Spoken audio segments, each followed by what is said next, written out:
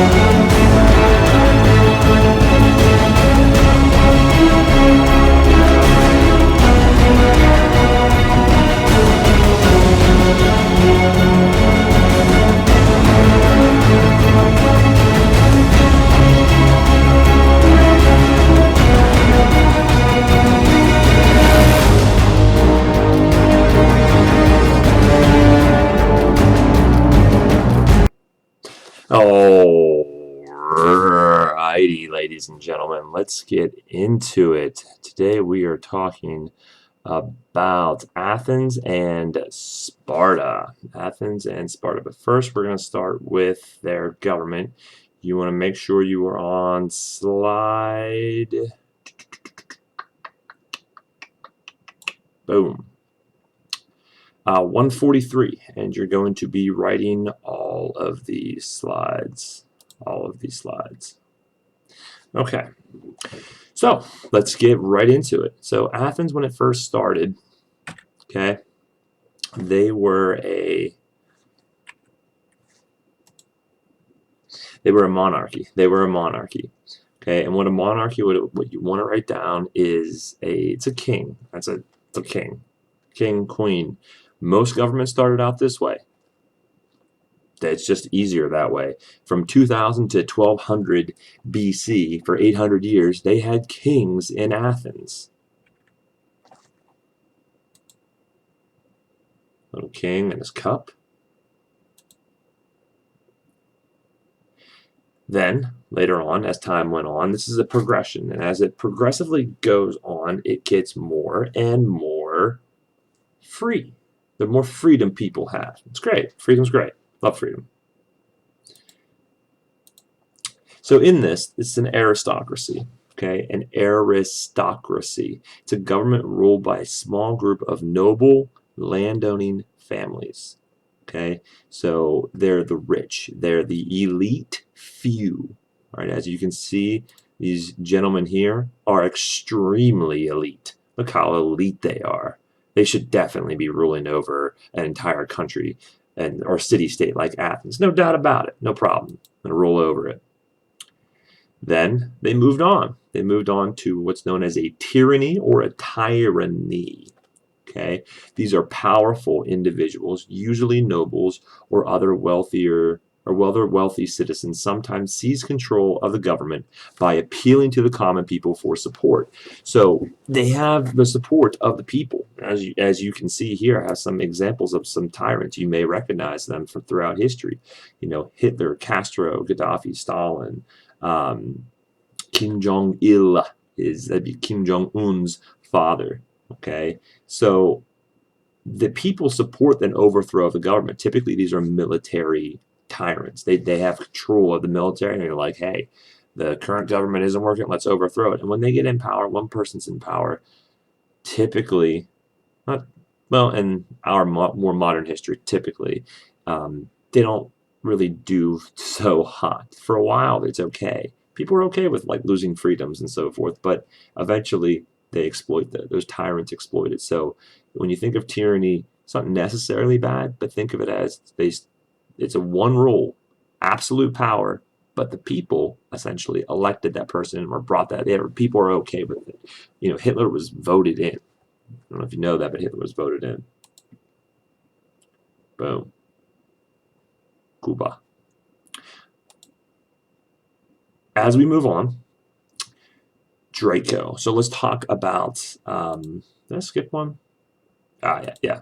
So let's talk about some tyrants of Athens, some famous ones that you do have to know. Like, you have to know all of these governments, but you have to know specifically these two as well. So not only the transition of governments from a monarchy to an aristocracy to a tyranny to eventually democracy, but you have to know the two tyrants of Greece. First one here is Draco. Okay, Draco from 650 to 600 BCE, so 600 years before Christ. Okay, and the reason I put Draco Malfoy, because if you know Harry Potter, it's a good reference because the name Draco kind of has negative connotations to it. Okay, so in the movie, Draco wasn't necessarily a good guy. It's been a while since I've seen those movies, but I do remember him being kind of evil, kind of a spoiled little brat. Okay, but let's talk about Draco, the Greek individual. All right, so Draco created Athens' first law code. That's huge. That's a big achievement. Okay, we talked about the Sumerians creating the world's first law code. Well, Draco created this first standardized law code. Okay, and you want to put down that it's harsh. It's harsh punishments. Basically, anything you did wrong was death. It's like, if I had a draconian classroom, it would be if you didn't raise your hand, death. If you got up out of your seat without permission, death. Okay? People don't necessarily like dying, just so you know. Okay? His laws were written and posted in public. The laws, everyone knew the punishment basically was death. Legend stated his laws were written in blood, and the punishment for any violation was death. Maybe it's a little exaggerated, but it seemed like this was pretty much how it went down. You do something wrong, you're gonna die. Okay, so it's very draconian, style to it. The good thing is, I guess, in this, all citizens were equal under the law. Okay, bad side of it, under Draco, you did anything, pretty much, for the most part, you're going to die. If you went into debt, which means like a lack of money, like you're in the negative, you worked as slaves to repay your debt. Okay. In the past, we've compared this to indentured servants. So, maybe you didn't have enough money to come over here into America, but you said, hey, when I get there, I will work off the amount that it would cost to work off, coming over here into America. So, like, imagine it like this for indentured servants. Let's say that you wanted to go to Europe, but you didn't have the money, but you said once you got to Europe, you would work for the airlines and you would pay off your price of your ticket. Let's say it cost $2,000 to get there. Well, you would work, maybe that might be a month of work. You would work a month and get that. Okay. Debt slavery is kind of like that too. You go into debt, well, they throw you in jail. You're not going to be able to pay it off. So they just basically work you until you pay that debt off. People don't like dying for anything. People don't like being in slavery. So Draco was not very popular, if you could imagine.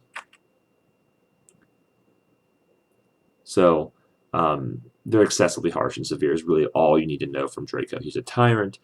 He's very harsh. There was debt slavery. People did not like it. This is like when tyranny goes bad is Draco. Okay, so everyone's like a sour taste in their tongues for this draconian style of tyranny. There comes along Solo. And I call him like Solo. It's Solon, but I think of Solo as Han Solo. Kind of, maybe at first kind of tyranny on the outside. Kind of he's a smuggler, a gambler. So on the outside looks bad because in this case, Solon is a tyrant. But he's basically going to do the opposite of what Draco did. He realized what Draco did was bad. So yes, I'm in complete power. Yes, the people back me, but I need to flip the script here. Okay, and Draco does that. So no more slavery. Okay. Yeah, he put 4 social classes, but only the top 3 could hold office.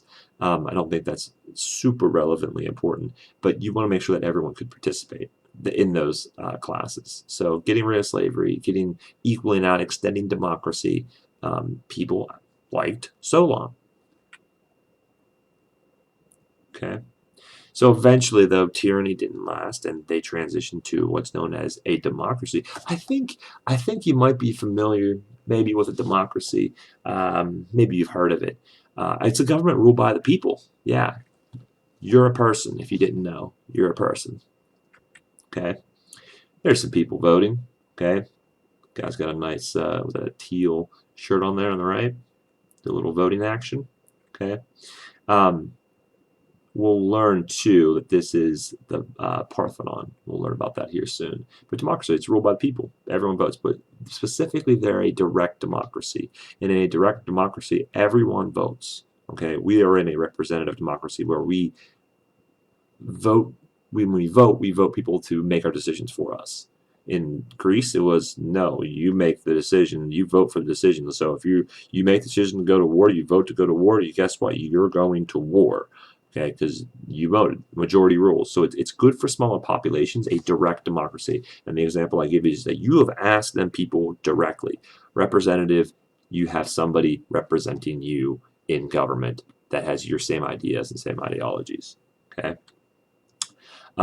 They will try out an oligarchy as well for a little while, but Sparta is really known for that. I know we're talking about Athens here, but Sparta is really the one that knows with an oligarchy. So for an oligarchy, you want to put down Sparta. We'll kind of touch upon that later, but it's a government in which a small group of people holds power. Okay, typically it's the older, wiser ones that do this, an oligarchy. Typically, not always. Okay. So this is kind of how that went down. You have the monarchy, oligarchy, tyranny, democracy.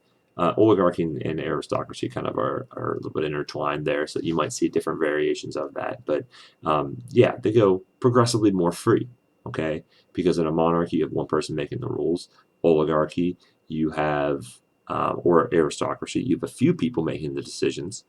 Tyranny, you have one person making the decisions, but they're backed by the people. The people have this, they support the tyrant. Like, people supported Hitler. They're like, yeah, Hitler, get in there. Okay, run this country. Get us back to where we were. Okay, Draco, Solon from Athens, same thing. But then eventually, from 500 BC onwards, they decided, let's just vote ourselves. If we're going to go to war, if we're going to implement taxes on ourselves, I think we should vote. But now keep in mind, citizenship was limited to men over 18, and they held land, typically. Okay, so women could not vote. So if we're talking about Athens and Sparta here. Okay, if you look at this as the Greek map, we've talked about this before. Okay, you've got the polis or city-state, that arrow that points, that yellow arrow points right into Athens. Okay, that would be on the Attic Peninsula. Right there, and you see Sparta on the Peloponnesian Peninsula. But let's talk about Athens first, okay? And what it is, what it means to be in a city-state. So you kind of see the outline going around the white portion. That's the state, and inside the walls, okay, inside the walls there of the city, you have the city itself, and on the outside you have like the rural type of areas. It would be basically be like. I want to describe maybe like as in like, I don't really know if King George, let's say the city of Fredericksburg and the surrounding areas, it starts to get rural fairly quick. And that kind of area is considered, Fredericksburg City. But it's just really what a polis is. It's a city-state. So if you hear polis, it means city-state. It's just another term for that, okay? As you see the Acropolis here in this view, it was the highest part of the polis. Polis meaning city, city-state. Okay, so it's at the highest point. Acro meaning high, polis meaning city. It's the highest point. Okay, that's that fortified hilltop that you see there. That's what an acropolis is. So in Athens, if we're talking about that, that's exactly, this is a real image is what I'm talking about. And when we went to Athens, that's what you saw right away. When you're in the city, you're in the heart of it. You see high up, you see this massive acropolis, and when we're walking up, lots of what we're walking up is marble. So it's like I could only imagine it back when it was in 500 BC, or in the time when the Acropolis, when all that stuff all around, the Parthenon, as you see there in the middle, which we'll talk about here in a second. Okay, but the Acropolis is the fortified hilltop. Okay, that's just a natural formation that they've built more onto.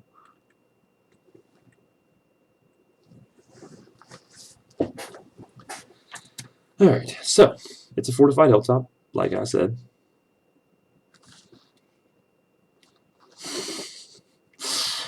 The big thing here is the Parthenon. The Parthenon.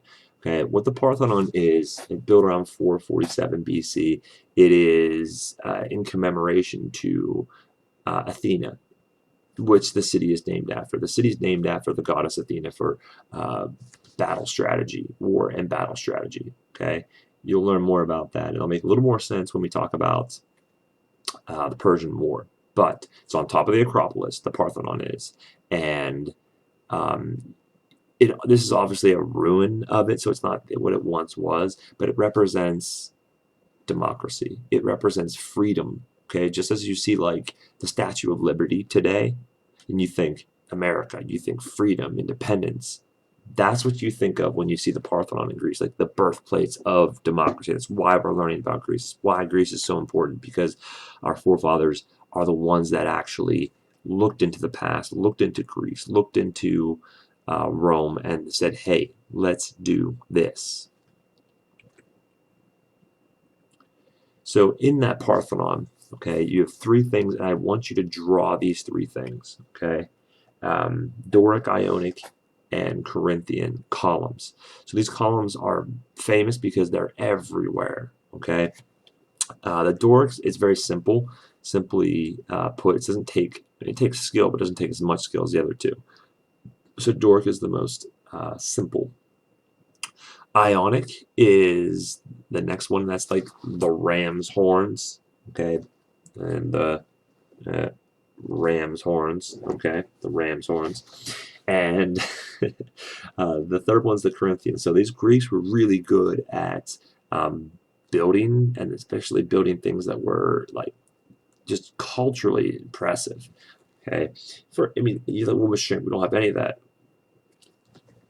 Right there it is. Okay, just you have, and if you look by the flag, there's Ionic columns. Down on the bottom, the most elaborate are the Corinthian columns, and those are the flowers or leaves that are typically on there, and those are the most impressive. Those are the most difficult to make.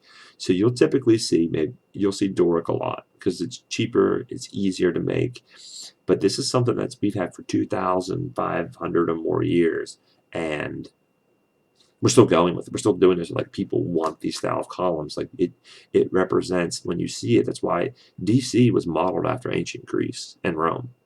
That's why it looks so much like that. That's why DC is so unique in the way it looks. And well, we modeled it after. Okay. So some things about Athens, all right?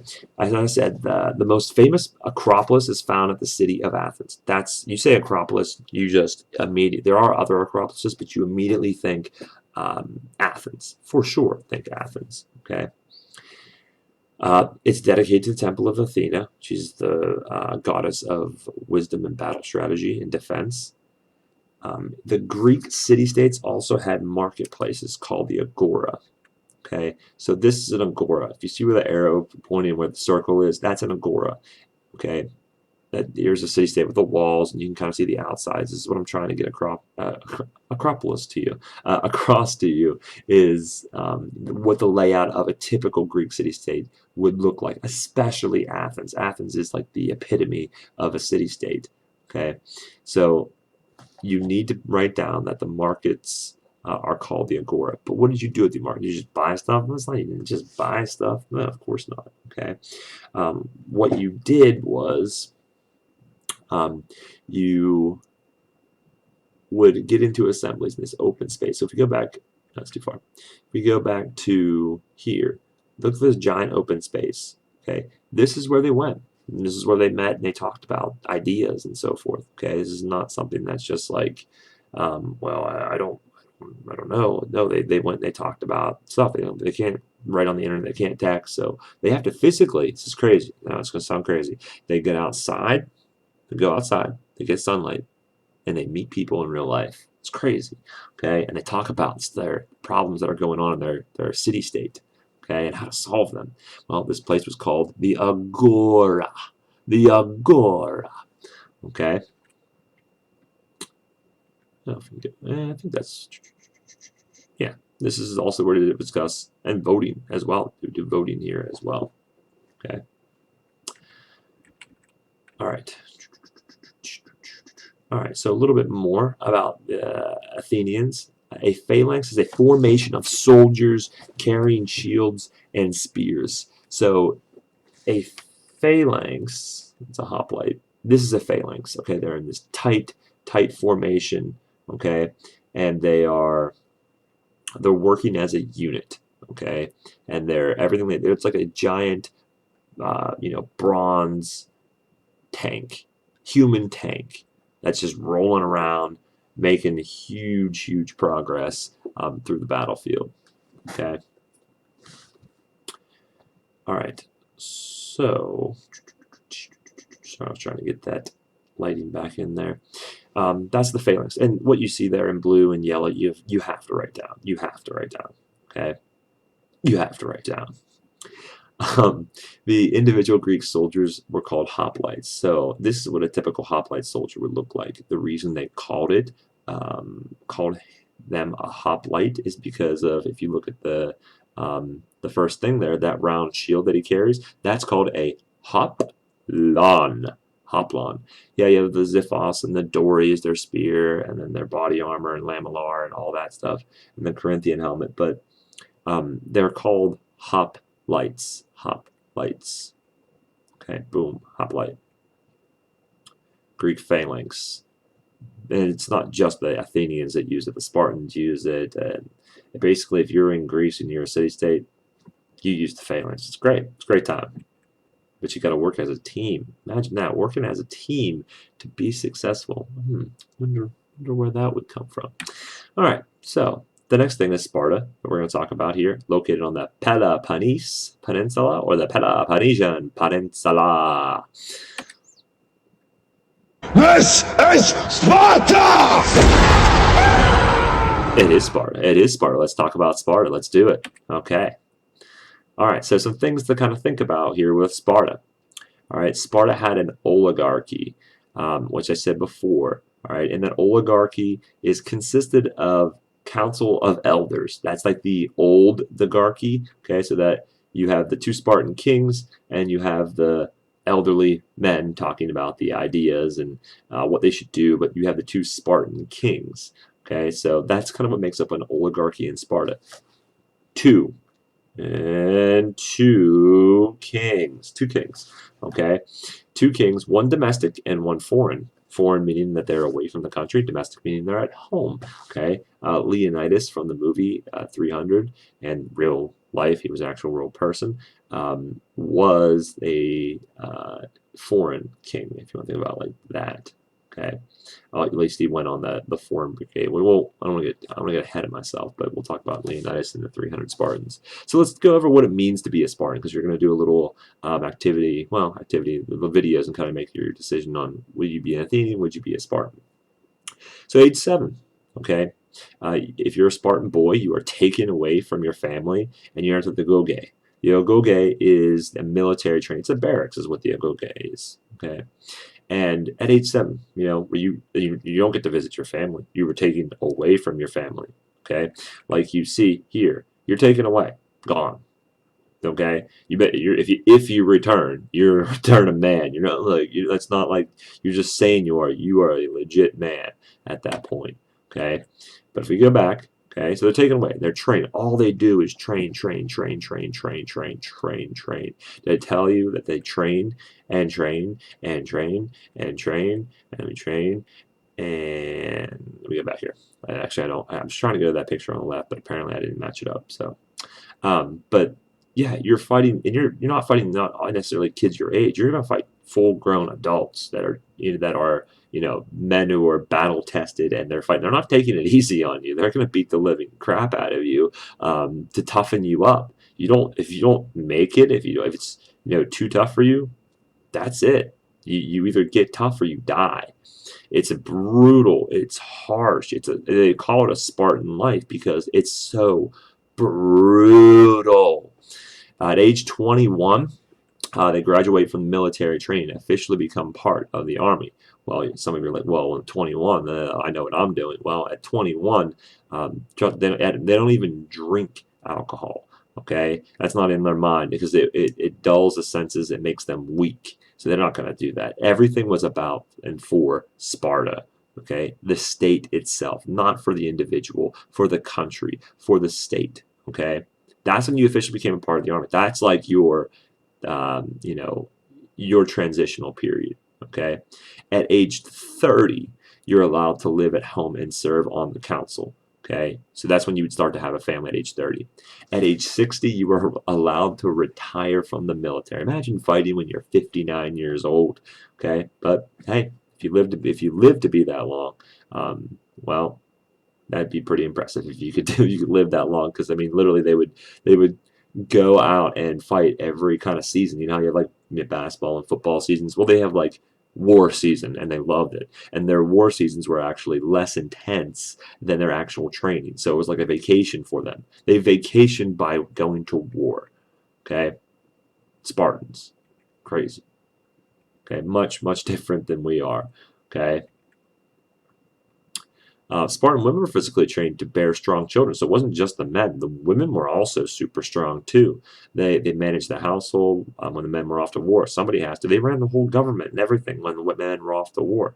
But they were not allowed to fight. They could fight, but they were not allowed to fight like you would think. They could defend themselves, but they're not talking about like going out to battle and fighting like the Persians and so forth. But Spartan values, they're going to have courage. They're going to have discipline. They're going to have honor and duty and strength. All of these things the men and the women would both have. They would be very effective at what they did. I did have a picture of it. There it is. So it said, you're going to fight a full-grown man. I don't care if you're 7 years old. You're going to fight a guy who can get it done on the battlefield, and he's going to come and mess you up, son. Yeah, I don't want to fight that guy, and especially because he knows exactly what he's doing. Okay. All right, so we will stop there because we will pick up the next episode. Will be the Persian Wars. These Athenians and Spartans will ally with one another, and they will fight off the Persians, and we'll talk about that on episode 6. Alrighty, I will see you when I see you.